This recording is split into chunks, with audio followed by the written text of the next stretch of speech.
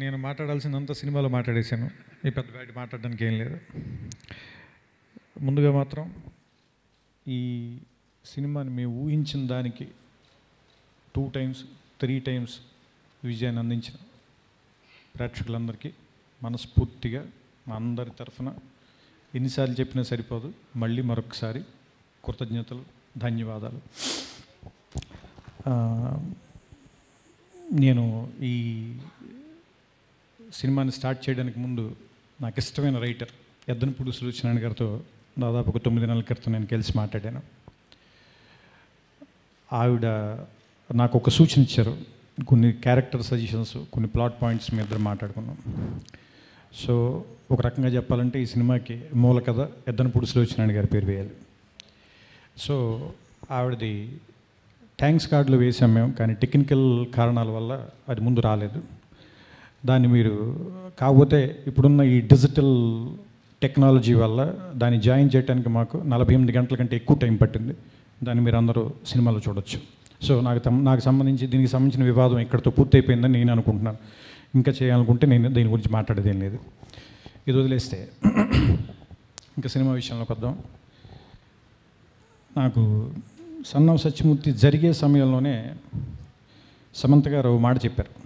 మేము come to the party Subbalakshmi పాట shoot చేస్తుండగా, నువ్వు నీ మెదడు ఎక్కువ వాడతావు సినిమాల్లో, నీ హృదయం ఎందుకు వాడవు?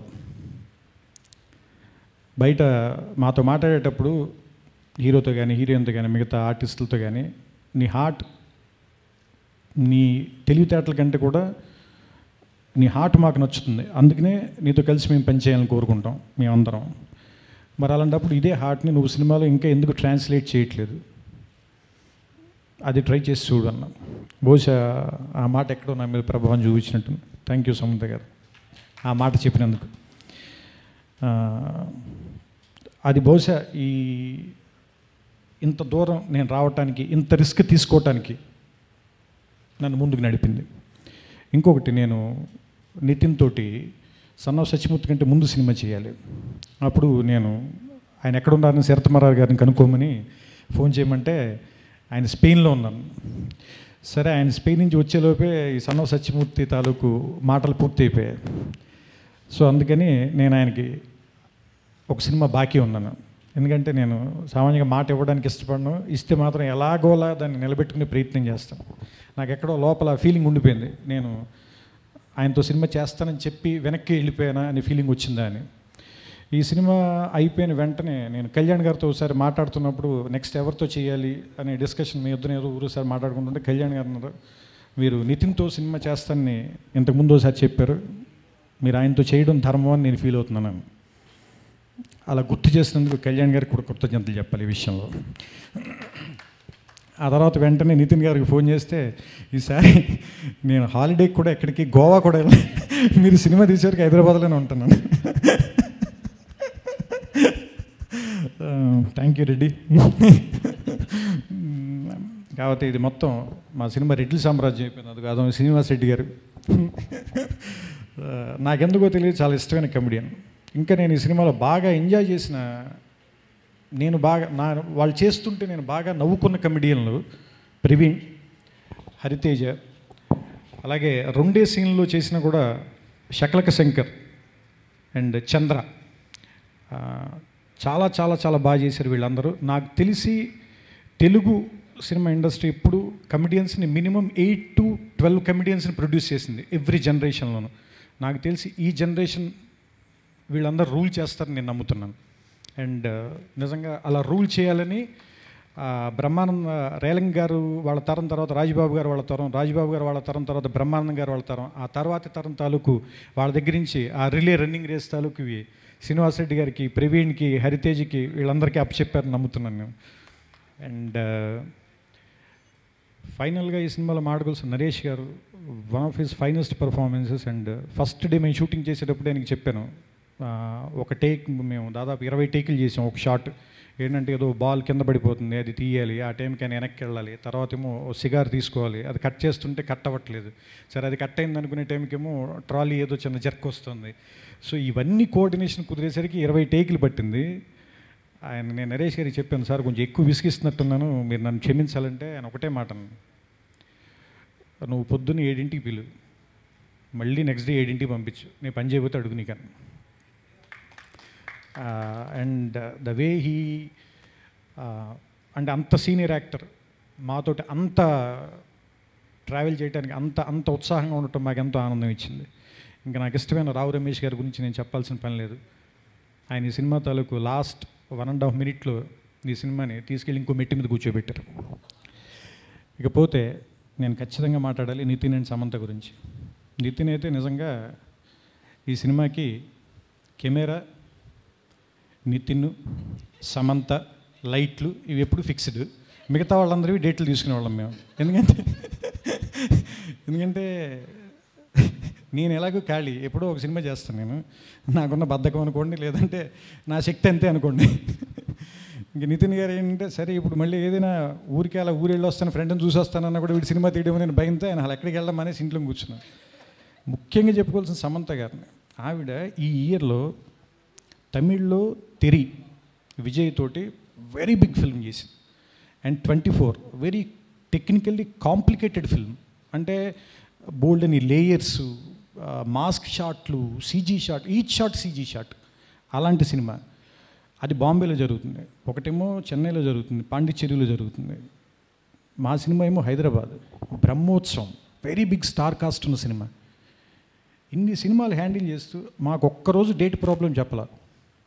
మరి ఆవిడ ఎలా మేనేజ్ చేస్తుందో ఏంటనేది మరి ఆవిడకి లేదు. శ్రీనివాసరెడ్డి వైపు ఎవరో చూడొద్దు, అతను చెప్పి పట్టించుకోవద్దు మీరు.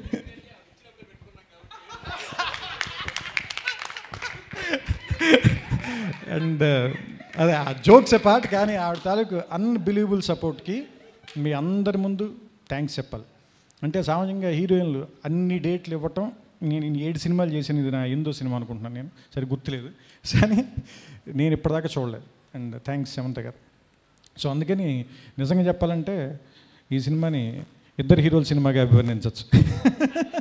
ఎందుకంటే వాళ్ళిద్దరు ఎప్పుడు సెట్లు తిరుగుతుండు. అంటే సమంత గారు ఒక టైంలో అడిగారు, ఏంటి నీ లేకుండా మీకు సీన్లే పెట్టుకోరా, మీరు ఫైట్లు అవి తీసుకోండి, నీ లేకుండా సినిమా తీయండి అమ్మ కొద్దిగా, నాకు కొంచెం కంఫర్ట్ ఇవ్వండి అంటే, అదండి రోలింగ్ టైటిల్ సీన్ ఒక్క దాంట్లో మీరు లేరు, అది ఒక్కటి తప్పితే మిగతా సినిమా ఆవిడ యాక్ట్ చేస్తున్నారు. ఇకపోతే నితిన్ ఎంత సింక్లో ఉన్నామంటే, నేను నితిన్ క్లైమాక్స్లో ఆ కింద కూర్చుని సమంతతో మాట్లాడే సీన్ ఉంటుంది. ఆ మాట్లాడడం షూట్ చేసేసాం. అది అయిపోయిన తర్వాత ఆ రోజు రాత్రంతా నాకు లోపలేంటో అదేదో ఇంకా కరెక్ట్గా రాలేదు, ఎందుకంటే సమంత గారిది షూట్ చేసేసాం. ఆవిడ అసలు చాలా అద్భుతంగా చేసేసింది. అంటే ఏమంటారు, స్టిల్ ఫోటోగ్రాఫర్ అయితే ఫోటోలు తీయటం మానేసి ఇలా చూస్తుండే ఆవిడని. అంత మేము వాడికి చెప్పి ఏ ఫోటోలు అని అంత అద్భుతంగా చేశారు. అది మీరు సినిమాలో ఇప్పుడు నేను థియేటర్లు చూస్తుంటే జనం క్లాప్స్ కొడుతుంటే నేనేం ఆశ్చర్యపోలేదు, ఎందుకంటే ఆ రియాక్షన్ ముందే చూసేసాను నేను. ఆ తర్వాత నితిన్ గారితో షూట్ చేసాం. నెక్స్ట్ డే మార్నింగ్ నేను, నా కెమెరామెన్ నట్టి, నితిన్ ముగ్గురం ఒకేసారి అది మళ్ళీ షూట్ చేద్దామా, నేను చేసింది ఇంకొకసారి చేద్దామని నేను అడిగేసరికి నితిన్, నేను కూడా అదే అనుకుంటున్నానండి, మీరు దాన్ని ఓకే చేసేసి మళ్ళీ తీరేమోనని నేను అంటే, నట్టి కూడా అన్నాడు, I'm also not happy with yesterday shots, will do 1 more time. అంటే దాన్ని ఏదో బ్యాలెన్స్ చేయడం సరిగ్గా బ్యాలెన్స్ చేయలేదు సమంతతోటి నితిన్ తాలూకు రియాక్షన్ అనిపించింది. So we short it again.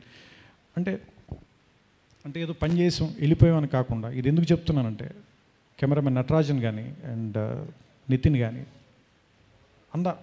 అంటే సినిమా అనేది ఇప్పుడు ఆయన మళ్ళీ నేను టీమ్ ఎఫర్ట్ అని చెప్తానంటాడు, కానీ కాదు, అలా కాదు, నిజంగానే టీమ్ ఎఫర్ట్ అది. ఎందుకంటే దాదాపు ఒక 10-15 మంది బలమైన వ్యక్తిత్వం ఉన్న వ్యక్తులు కూర్చుని పనిచేయాలి దాన్ని. సో అది చేయటానికి అందరూ ఒకే థాట్ ప్రాసెస్లో ఉంటే తప్పితే దాన్ని రిలీజ్ చేయలేము ఆ షాట్ని. సో నేను ఒకలాగా ఆలోచించి, వేరొకళ్ళు సమంత గారు ఒకలాగా ఆలోచించి, నితిన్ ఇంకొకలాగా ఆలోచిస్తే, కెమెరామెన్ మరోలా ఆలోచిస్తే ఆ షాట్ ఎప్పటికీ పూర్తి కాదు. ఒకవేళ పూర్తయినా మీకు అంత ఆనందాన్ని కలిగించదు. అంటే ఏమంటారంటే, ఈ టెక్నికల్ విషయాలని చెప్పలేకపోవచ్చు, కానీ ప్రేక్షకులు ఏదో తేడా ఉంది, ఎందుకో నచ్చలేదు అంటారు. సో ఇప్పుడు ఏదో బాగుంది ఈ సినిమాలో అని అందరూ అనడానికి ఆ ఏదోకి వీళ్ళందరూ పడిన కష్టం కారణం నాతో పాటు. సో అందుకని నా తరఫున ఇక్కడ స్టేజ్ మీద ఉన్న వాళ్ళకి, ఇక్కడ రావటానికి వీలు పడని కెమెరామెన్ నటరాజన్కి, తర్వాత మ్యూజిక్ డైరెక్టర్ మిక్కీ జే మేయర్ గారికి, ఎడిటర్ చంటి గారికి, ఇంకా మిగతా అందరు క్రాఫ్ట్స్లో ఉన్న వాళ్ళకి, అది వీళ్ళందరికంటే ముఖ్యంగా నువ్వు నీ ఇష్టం వచ్చినట్టుగా సినిమాది, నువ్వు ఎలాగైనా సినిమాది అని కథ చెప్పిన వెంటనే విని, కథని పూర్తిగా విని దాన్ని ఆనందించే సత్తా ఉన్నటువంటి, అలాంటి హృదయం ఉన్నటువంటి ప్రొడ్యూసర్ చిన్నబాబు గారికి, అండ్ ఈ ఎగ్జిక్యూషన్లో నాకు వెనకాలే ఉండి నేను ఏది అడిగినా పరిగెత్తి పనిచేసిన ఎగ్జిక్యూటివ్ ప్రొడ్యూసర్ వంశీ గారికి, అండ్ పిడి ప్రసాద్ గారికి, అండ్ నా డైరెక్షన్ డిపార్ట్మెంట్ అందరికీ మనస్ఫూర్తిగా పేరు పేరిన కృతజ్ఞతలు చెప్తూ, ఈ సినిమాని ఎంత పెద్ద సక్సెస్ చేసిన ప్రేక్షకులకి, దీన్ని వాళ్ళకి ఇంత దగ్గరగా తీసుకెళ్ళిన మీడియాలో ఉన్న ప్రతి ఒక్కరికి, ప్రతి జర్నలిస్ట్కి, వెబ్సైట్లో రాసిన వాళ్ళకి, టీవీ యాజమాన్యాలకి, అందరికీ మనస్ఫూర్తిగా కృతజ్ఞతలు చెప్తూ సెలవు తీసుకుంటున్నాను. నమస్కారం. Please subscribe. Please do subscribe. Please subscribe. Please subscribe. Please subscribe to our YouTube channel. All the best.